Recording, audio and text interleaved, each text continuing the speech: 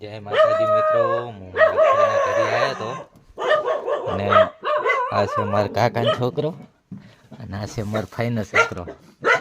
બે bus stand બનાવે છે,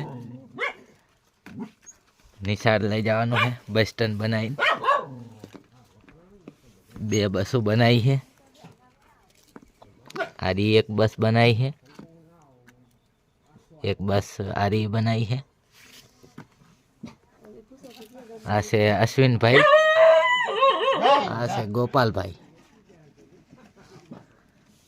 કેવું બસ સ્ટેન્ડ બનાવ્યું છે તમે કોમેન્ટ કરીને કહેજો.